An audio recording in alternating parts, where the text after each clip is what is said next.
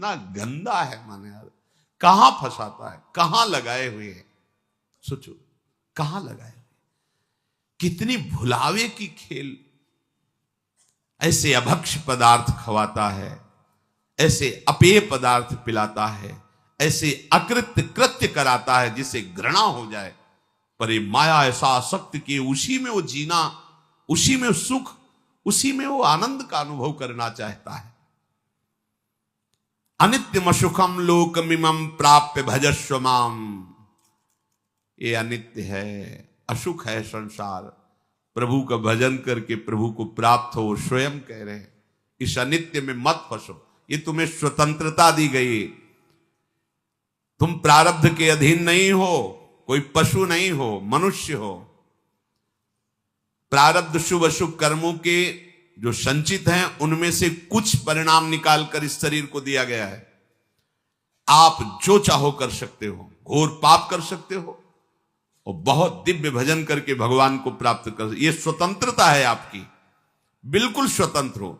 आप मनमानी आचरण कर सकते हो और आप शास्त्र के अनुसार चल सकते हो, आप गुरु की वचन के अनुसार चलकर परमात्मा प्राप्ति कर सकते हो और मन के अनुसार चलकर दुर्गति को प्राप्त हो सकते हो। पूरी स्वतंत्रता है मनुष्य जन्म में। पर ध्यान रखो ये शरीर क्षण भंगुर है, कभी भी नष्ट हो सकता है।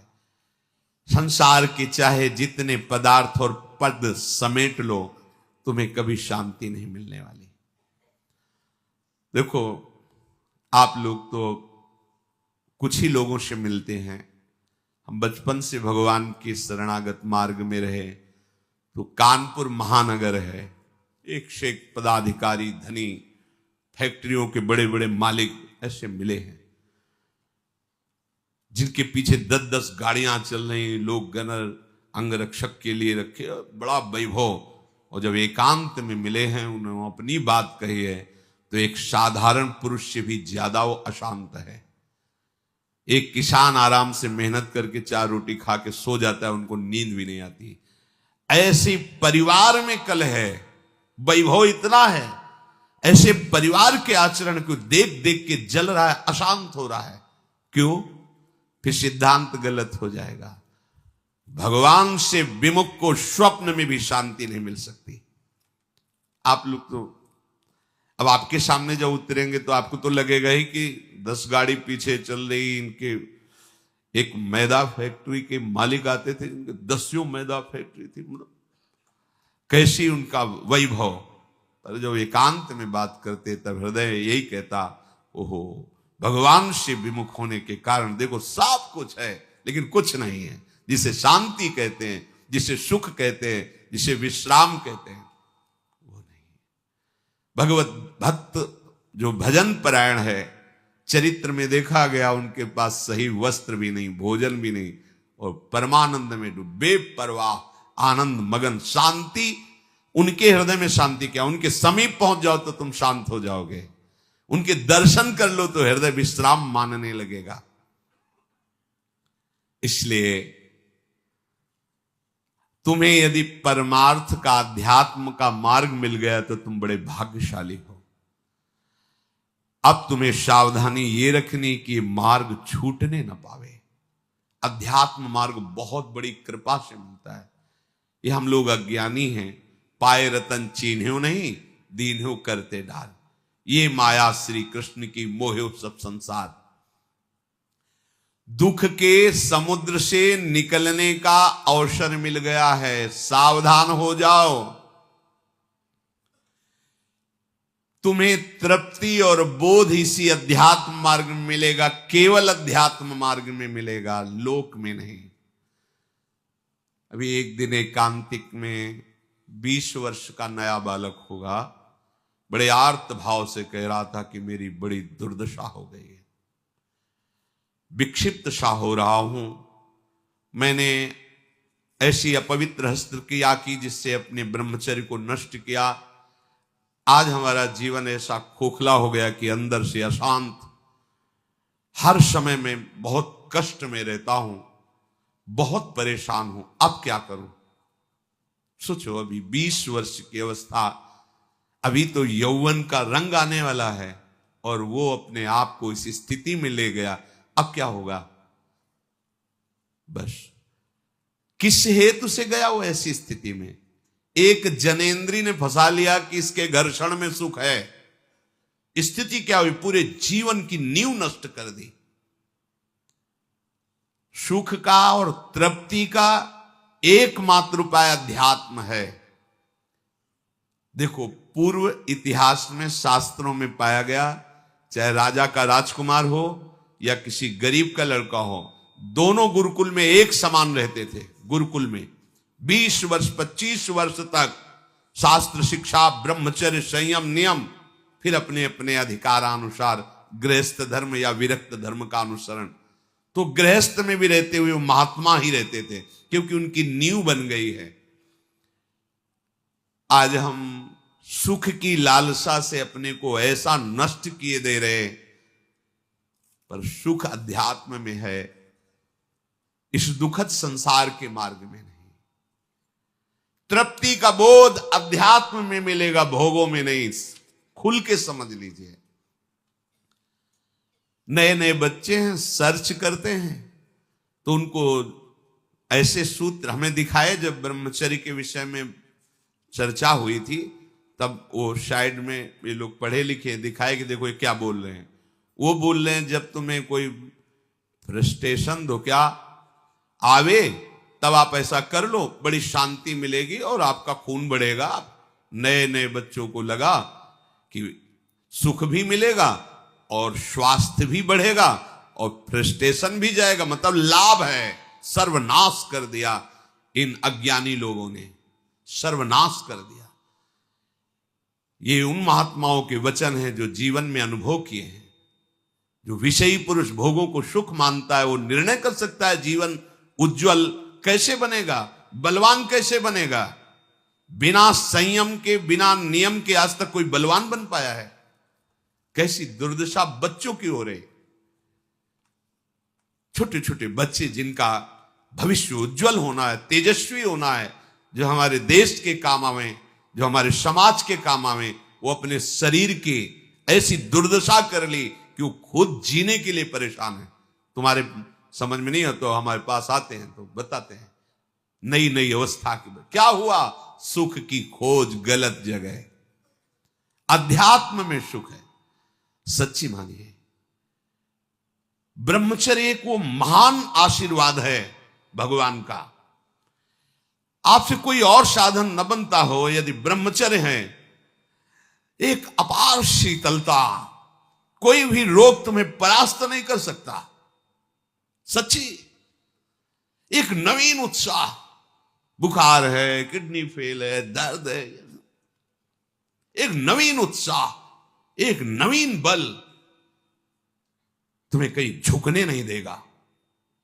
सोचो, जिसके निकलने में तुम सुखानुभव करते हो उसको रोकने में कितना महान सुख होगा। पर ये बातें ना तो स्कूलों में बैठ के समझाई जाती हैं, क्योंकि यह अध्यात्म मार्ग की नींव है और आजकल सुविधाएं ऐसी बन गई, संसार के सुख का दर्शन, संसार के सुख का ही आकर्षण। तो छोटे छोटे बच्चे सब, अब ये आगे चलकर क्या इनकी जीवनी होगी। जिसके जीवन में संयम नहीं है, व्यभिचार प्रवृत्ति आ गई है, चाहे स्त्री हो या पुरुष हो, स्वप्न में भी सुख प्राप्त कर सके असंभव। शुभगति व्यभिचारी, व्यभिचारी की कभी शुभगति सवाल नहीं उठता। अरे बाहर मरने के बाद जो होगा उसकी बात जाने दो, जीते जी तुम जीने लायक नहीं रहोगे। यदि ब्रह्मचर्य के साथ खिलवाड़ करोगे तो जीने लायक नहीं रहोगे। देख लो परिणाम आत्मवंचित करने वाला होता है। मान जाओ, मान जाओ, ये खिलवाड़ बंद करो। गृहस्थ धर्म में शास्त्र आदेश है संतानोत्पत्ति के लिए।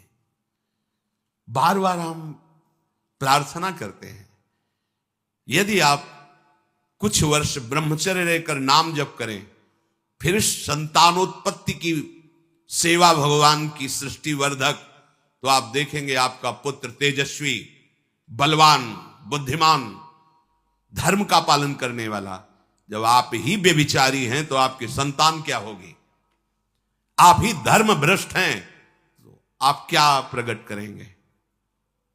जहां मां की महिमा का वर्णन किया जाता है कि पहला पद इस सृष्टि में सबसे बड़ा मां का है। एक सन्यासी भी जब मां को देखता है तो दंड सहित साष्टांग दंडवत करता है। पिता उसको साष्टांग दंडवत करता है, लेकिन मां को वो साष्टांग दंडवत। मां के सामने कोई दूसरा पद नहीं, सबसे पहला पद। जब हमारे पवित्र आचरण नहीं होंगे तो हम क्या अपने बच्चों को शिक्षा दे देंगे? क्या उनको आगे बढ़ाएंगे? अध्यात्म का परिचय ही नहीं तो हम क्या बताएंगे?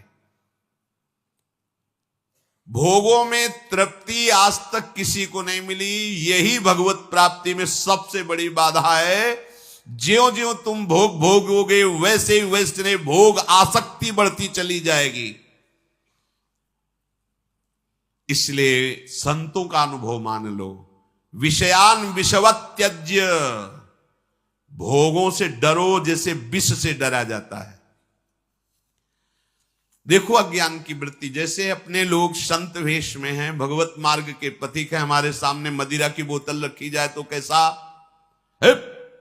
जानते नहीं मैं साधु हूं। और अगर भोग की बात हो तो कैसा? उत्तर अपने आप से ले लो, दूसरे के उत्तर देने की जरूरत नहीं। हमारे सामने मांस रखे तो कैसा? एकदम बिगड़ जाएंगे। त्याज्य घृणित वस्तु आसुरी भाव की हमारे सामने रखते हो। और अगर भोगों की बात आए तो क्या वैसे ही हमारे अंदर बात आती है? त्याज्य विषय को हमारे सामने चर्चा, अलम विषय वार्तया नरक कोटि बीभत्सया, कैसा होता है? क्या हमारे सामने जो त्याज्य वस्तुएं आती हैं हम कभी उनको पाने की इच्छा भी करेंगे क्या? विष के समान हम मदिरा को देखेंगे, मांस को देखेंगे तो उसी कोटि का है हमारे लिए वो भाव विषय भोगों का। उसको तो हम अलग करके देखते, अरे नहीं ये कैसे हम पी सकते हैं, कैसे दे? और वो बड़े शौक से हमारा मन राजी हो जाता है। नहीं, ये भुलावा है, सावधान, एक ही कोटि है, एक ही लाइन में रखा गया है। यदि परमार्थ अध्यात्म के पथिक हो तो ऐसा नहीं। भोगों को संतों ने कहा यदि अध्यात्म मार्ग में चलना है तो विषयान विषवत त्यज्य। जैसे विष को हम खा नहीं सकते, चाहे सुंदर रबड़ी में डाल के दिया जाए या खीर में डाल के दिया जाए, कोई हमें कान में बता दे कि विष है, इसमें विष मिला है, बस अब हम खा नहीं सकते, चाहे हाथ जोड़े चाहे पैर जोड़े। गुरुजनों ने कहा कि विषय विष से भी बड़ा भयानक है, मत भोगना। फिर हम ये बात क्यों स्वीकार नहीं कर पाते? जैसे रबड़ी में बहुत रति है, पर आके कोई बता दे इसमें विष मिला है तो बिल्कुल नहीं खा सकते, जबरदस्ती खवाना चाहे तो नहीं खा सकते। पर विषय, शास्त्र और गुरुजन कह रहे हैं विषयान विषवत त्यज्य। विषय बड़ा भयंकर विषय। विष तो एक शरीर नष्ट करता है, विषय तो अनेक जन्मों तक संस्कार विषय के फैला देता है। फिर हम राजी क्यों हो जाते हैं? क्या बात है? क्या गुरुजनों के अनुभवों पर हमारा विश्वास नहीं, या हम अध्यात्म मार्ग के पथिक नहीं? वो चैप्टर ही हमारा नहीं है। हमारा मार्ग अध्यात्म मार्ग है। चाहे गृहस्थ हो चाहे विरक्त हो, एक पत्नी व्रत धारण करने वाला गृहस्थ ब्रह्मचारी ही माना जाता है। जो केवल संतानोत्पत्ति के लिए गृहस्थ क्रिया करता है उसे ब्रह्मचारी ही माना जाता है। नाम जप करते हुए अतिथि सेवा, परिवार का पोषण, वो साधु ही माना जाता है। हमारे मन में जो भोगों की स्फुरणा होती है उसके कई कारण होते हैं। एक तो होता है संचित पाप राशि जो पूर्व में जमा है, प्रायः इसी से भोग स्फुरणाएं होती है। दूसरा संग से होती है। आपकी पाप राशि से स्फुरणा ना हुई तो कोई भोगी पुरुष ऐसा मिला, परमाणु होते हैं। पूज्य श्रीधर बाबा की कुटिया में जब जाते थे, आप सच्ची मानिए, घुसते ही ऐसा लगता जैसे मशीन फिट कर दी गई हो। मंत्र चल एकदम रफ्तार से चल पड़ता। और जे 8 बजे रात्रि के जाते थे चरण चापने, जे ही उनके चरणों को स्पर्श करते, ऐसा लगता हम किसी दिव्य भावलोक में बैठे हैं। क्यों? उनके परमाणु, नाम जापक संत, रात दिन नाम जापक, ऐसे परमाणु उनकी हर वस्तु में, कोई भी वस्तु उनकी छुओ के एक दिव्यता थी उसमें। ऐसे ही जैसे वो रात दिन भजन में लगे तो उनके हर वस्तु में परमाणु, ऐसे ही रात दिन जो भोगों में लगे उनकी हर वस्तु में भोग के परमाणु हैं। सावधान, उनके आसन पर बैठना, उनकी थाल में पाना, उनका स्पर्श होना, उनका संभाषण होना, उनसे मित्रता करके उनका चिंतन करना, ये भोगों को बढ़ावा देना होगा। इसी को विपरीत देखो संतों के प्रति, उनके समीप बैठना, उनका जूठन पाना, उनको देखना, उनसे संभाषण करना, भजन का बढ़ावा होगा। देख लेना, पूर्व संचित पापों से जो स्फुरणा होती है उससे बहुत सहजता में बचा जा सकता है, लेकिन प्रगट कुसंग से जो स्फुरणा होती है इससे बचना बड़ा कठिन होता है। पूर्व पापों से स्फुरणा सबके हृदय में होती है जब तक भगवत साक्षात्कार नहीं हो जाता। वो बार बार आकर्षित करता रहता है संसार का राग। और अगर कहीं कुसंग मिल जाए फिर क्या कहना है, फिर तो जो स्फुरणा थी संकल्प बनेगा, संकल्प क्रिया बन जाएगी, क्रिया होते ही अध्यात्म अंतर्ध्यान हो जाएगा, अध्यात्म मार्ग ही नहीं रहेगा। इसलिए कर्म राशि की तो तुम चिंता मत करो, उसे तो भस्म करने के लिए शरणागति समर्थ है, लेकिन कुसंग से बचने के लिए तुम्हारे ऊपर पूरा भार है। कुसंग से तुम बचो। बरुहल बास नरक करताता, दुष्ट संग जनि दे विधाता। गंगा किनारे भ्रमण जब कर रहे थे तो तरी घाट है, उसके आगे हम जा रहे थे। नया शरीर और वैराग्य, ना कमंडल, ना बिस्तर, ना कोई, भीषण सर्दी का समय।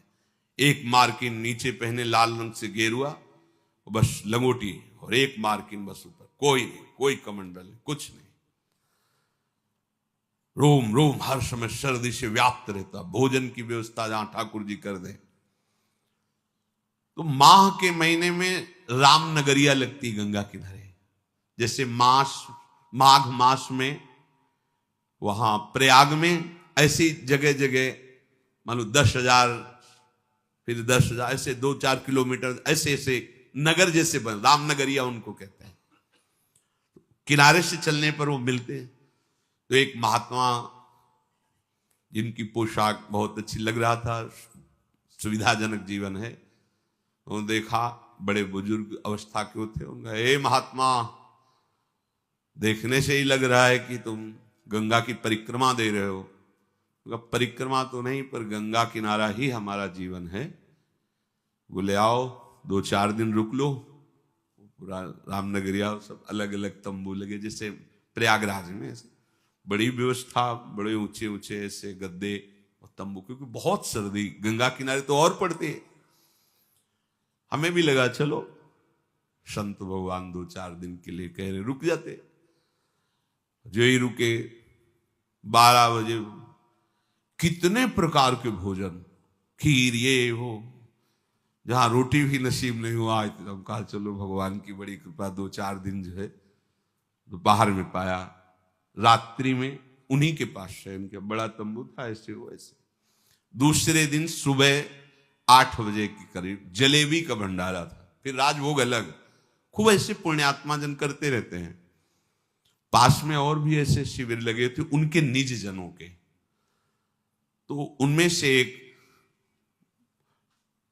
प्रणाम योगी है, वो जलेबी का भंडारा संतों के लेकर, वो स्वयं लेके आए, पवाया, और कुछ भी हमका भेंट लेते नहीं, पर जलेबी प्रिय वस्तु, मीठा खूब अच्छे से। अच्छा, पहले ये था कि पता ले आज मिला है, कई दिन ना मिले, कभी गैस की गोली नहीं खानी पड़ी, चाहे जितना पालो, 2 दिन 4 दिन नहीं मिला, सब पच गया। अब जीव ही पा करके थोड़ा ही समय हुआ, पहले दिन का राजभोग, दूसरे दिन का ये बाल भोग जलेबी। वो जलेबी बाल भोग का राजभोग जैसा है, गरम गरम जलेबी, जैसे नशा चढ़ता है ऐसे दिमाग में बस। तो उनमें एक बहुत सरल और वास्तविक साधु स्वभाव के थे, वो केवल सेवा में ही रहते थे महंत जी की। उनसे हमने पूछा, वह वृद्ध थे, हम कहा कल से आज तक हमारी भावना में बड़ा परिवर्तन हो गया। तो उनका, महाराज क्षमा करना, आप जिस मार्ग में चल रहे हो वो ये मार्ग नहीं है, वो ये मार्ग नहीं जो आप स्वीकार कर लिए। हम कहा अच्छा, तो सोचा एक दो दिन, बोले नहीं महाराज आप नहीं समझ रहे हो। और बताया कि जो जलेबी खवाई वो कैसे आचरण कैसा, बस कुछ उठाना धरना तो था नहीं, 2-3-4 दिन जहां भूखे रहे अपने आप ठीक हो गया।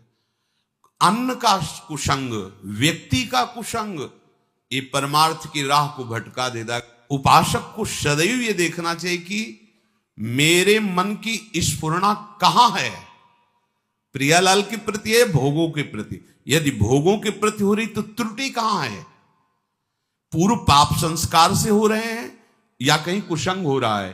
पूर्व पाप संस्कार स्फुरना देगा, ना कि आपका नाश, ध्यान रखना। और कुसंग स्फुरना ही नहीं देगा, नाश कर देगा। इसीलिए बल उभर बास नरक करता था, दुष्ट संग जनि दे विधाता। साधक ये बातें समझ नहीं पाता है, फिसल करके ऐसे गिर जाता है।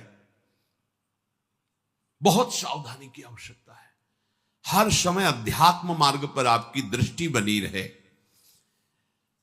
देखो यदि साधक सावधान नहीं रहेगा तो फिर नया कर्म बना, फिर पुरानी स्फुरना और नया कर्म मिलकर के नवीन चक्र की रचना, जन्म मरण की। इसीलिए मुक्त होना बड़ा कठिन हो जाता है। यदि आप, बहुत ध्यान देने योग्य बात है, शरणागत होकर भजन कर रहे हो, अध्यात्म पर दृष्टि रखें तो चिंता मत करो, आपकी पूर्व कर्म राशि ये भगवान आचार्य नष्ट कर देंगे, कटी कर्म बंधन से। पर यदि आप नवीन कर्म फिर वैसे ही कर रहे हैं तो विश्वास मत रखना कि पीछे का और आगे का दोनों जोड़ करके भोगना पड़ेगा। पीछे की कर्म राशि तब नष्ट होती है जब अवलो नशानी अब ना नशे हो। आज तक किया पर आज के बाद चाहे प्राण निकल जाए, आज के बाद नहीं, निहाल हो गए, आज ही निहाल हो गए, आज ही निहाल हो गए। हम तो हम सर्व पापेभ्यो मोक्षयिष्यामि, मेरे सरकार बोल रहे हैं, प्रभु बोल रहे हैं। पर यदि ऐसा कि नए कर्म भी क्रियमाण भी पापाचरण हो रहा है, फिर नहीं, सिद्धांत काम नहीं करे, फिर पीछे का लागू हो जाएगा। फिर आप कहोगे कि अध्यात्म में उन्नति नहीं हो रही, कोई लाभ नहीं मिल रहा, कोई सुख नहीं मिल रहा, क्योंकि आप गलती कर रहे हो। चलनी में गैया दुहे और दोष दैव को दे। देखो आपके पीछे के कर्म प्याज जैसे बदबू वाले हैं, जमा है गोदाम में। ऊपर से यदि केसर और कपूर लाद दिया जाए तो केसर और कपूर की गंध प्याज को नष्ट करके अपना प्रभाव दिखा देगी। नाम जब कीर्तन कथा वार्ता यह है केसर कपूर, लाद दो अपने पूर्व पाप के ऊपर, भगवान नाम का वजन सब दब जाएगी, उसकी दुष्प्रवृत्तियां नष्ट हो जाएंगी। अगर कहीं वायु का झोंका चले और कपूर खुला रह जाए तो उड़ जाएगा, फिर प्याजे की गंध रह जाएगी। माया का झोंका चला और आप अपने यश कीर्ति में, अपनी बड़ाई सम्मान प्रतिष्ठा में, भजन में कमी, मान सम्मान प्रतिष्ठा में बह गए तो उड़ गया कपूर। अब बचा प्याज है, उसकी दुर्गंध शुरू हो जाएगी। कितना महापुरुषों ने सूक्ष्मता से अनुभव किया है। इसलिए ध्यान रहे कि इस माया की वायु का प्रवेश आपके हृदय में ना होने पर नहीं, दुर्गंध ही रह जाएगी, केसर कपूर की गंध नहीं रह जाएगी। ये माया के प्रवाह का, तूफान का क्या भाव समझें? सबसे ज्यादा अहंकार, इसी में सारे दोष आते हैं। मैं तपस्वी हूं, मैं साधक हूं, मैं ज्ञानी हूं, मैं ध्यानी हूं, मैं बड़ा भगत हूं। इस तरह की अगर अध्यात्म मार्ग में कहीं भी कोई भी वृत्ति है तो वो आपकी दुर्वासना जो दबी हुई है उसको उठा लेंगे। मैं बहुत नीच अदम हूं, अगर ये कुछ साधन बन रहा है तो श्री जी की कृपा से बन रहा है, गुरु जी की कृपा से बन रहा है दुर्गंध वाली बातें, पर ऊपर कपूर और केसर है, उसकी दुर्गंध आपके हृदय को परास्त नहीं कर पाएगी। उपासक धीरे धीरे अपने बुरे स्वभाव को, बुरे कर्मों को सद्भाव से, अच्छे स्वभाव से दबा देता है। नष्ट नहीं हुआ, नष्ट होता है भगवत साक्षात्कार पर। जब तक प्रभु से आंखें ना मिले तब तक विश्वास न करना कि काम हो गया। यही डर हरिवंश हित जिनो भ्रमय गुण सलिल पर, जिहि नामन मंगल लोक त्यों शिव हरिपद भज न विलंब करे। आगे चल करके प्रभु ऐसी ज्ञानाग्नि पैदा कर देंगे कि फिर वो दुर्गंध वाली चीजें ही नहीं रह जाएंगी। इसलिए जितना जीवन है एक बार हम अपने प्रभु को समर्पित करके केवल भजन में लगावें। जो भी हम कार्य करें अपने प्रभु को समर्पित करते रहें। भगवान जो बार बार कह रहे हैं ना, मेरे को समर्पित करो, भगवान को कुछ चाहिए नहीं। जैसे भगवान कहते हैं यत् करोषि, जो तुम करते हो, यदस्नासि, जो तुम खाते हो, तुम मेरे को समर्पित करो। ये दुलार है। जब हम किसी वस्तु को प्रभु को समर्पित कर देते हैं तो हर वस्तु में बांधने की सामर्थ्य है माया की। कोई भी सड़ी से सड़ी वस्तु में एक माया शक्ति है जो हमें आसक्ति से बांधती है, आसक्ति से। प्रभु कहते हैं मेरे को समर्पित कर दो। जैसे कर्म समर्पित कर दिया, अब कर्म बंधन नहीं रहेगा। भोग समर्पित कर दिया, अब वो प्रसाद हो। प्रभु तुम्हारे भले के लिए कह रहे हैं कि जो प्रभु को समर्पित कर दिया जाता है वो निर्विकार हो जाता है। बात समझो। ये भगवान तो कहते हैं कि सब तुम मेरे लिए, अगर नहीं समर्पित करोगे तो दुर्गति को प्राप्त होगे। भगवान तो नाराज होकर बोल रहे हैं। नाराज नहीं, उस वस्तु का प्रभाव है। कोई भी कर्म, कोई भी यहां की वस्तु सब बांधने वाली है। समझो पहले, सब बांधते, कोई भी व्यक्ति सब बांधता है। अपने राग से सब मुझे बांधते हैं। अगर प्रतिकूल हुआ तो द्वेष से बांधते हैं। यहां कोई मुक्त करने वाला नहीं है। एक एक वस्तु, एक एक व्यक्ति, एक एक परिस्थिति केवल बांधती है। और हम साधना कर रहे हैं मुक्त होने की। कैसे करें? भगवान करे चुपचाप जो कर्म करो मेरे को समर्पित करो। इसका रहस्य क्या है? वो कर्म तुम्हें बांध नहीं पाएगा। जो पानी भी पियो तो समर्पित करके। क्यों? क्योंकि तुम्हें बांध नहीं पाएगा। तुम मुक्त हो जाओगे। प्रसाद सर्वानंद प्रदान करने वाला होता है। तो हम लोग कहीं ऐसा न समझें कि श्री भगवान कह रहे कि तुम अपना कुछ मत मानो, जो अपना माना हुआ है वो मेरे को समर्पित कर दो। क्योंकि वस्तुता उन्हीं का है, अपना तो कुछ है नहीं। और जब हम ऐसे भाव से चलते तो कोई भी वस्तु, व्यक्ति, स्थान हमें बांध नहीं सकता। जब बांध नहीं सकता तो हमारी स्थिति क्या हो गई? जीवन मुक्त। अब चाहे जैसा पदार्थ हो, चाहे जैसा व्यक्ति हो, चाहे वो बांध ही नहीं पाएगा। जब प्रभु को समर्पित जीवन हो गया तो अब तुम्हारा जीवन जीवन मुक्त हो गया। इसीलिए भगवान बार बार कहते हैं अहम सर्वभव यज्ञ भोक्ता। मैं यज्ञों को भोगता हूं, समझ तू, मैं ही भोगता हूं। जैसे आप प्रसाद पा रहे हो, तो जब हम प्रसाद पाते हैं ना तो पहले श्री जी को बाहर भोग लगाया, फिर हम एक एक कवल में अंदर लगाते हैं। हृदय रूपी सिंहासन में हमारे प्रियालाल विराजमान है और वो पा रहे हैं एक एक कवल। जो भी खाते पीते हैं हृदय मंदिर में मेरे प्रियालाल विराजमान है, वो पा रहे हैं। ये मुख उनके पवाने के लिए। हम भोगता नहीं। और वैसे भी सिद्धांत में भगवान कहते हैं कि भोक्ता तो मैं हूं। अहम वैश्वानरो प्राणी नाम देहमाश्रिता। वैश्वानर अग्नि के रूप में मैं समस्त प्राणियों के देह में विराजमान होकर उस अन्न को पचाता हूं। तो कौन पा रहा है? प्रभु पा रहे। हमारी सारी चेष्टा प्रभु के लिए हो जाए तो अभी जीवन मुक्त हो जाए। तो जो भी हम क्रियाएं कर रहे हैं, जो भी हम भोग लगा रहे हैं, तो क्या ऐसी गंदी क्रियाएं, ऐसी गंदी भोग वृत्ति हम प्रभु को अर्पित कर सकते हैं क्या? तो बचो। जो प्रभु को अर्पित नहीं कर सकते वो खाओ मत। जो प्रभु को अर्पित नहीं कर सकते वो क्रियाएं कैसे करोगे तुम?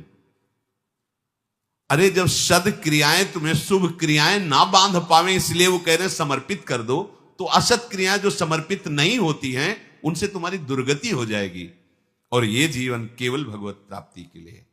इसलिए एक एक क्षण अपने प्रभु के चरणों में समर्पित करते हुए उनका सतत स्मरण करो।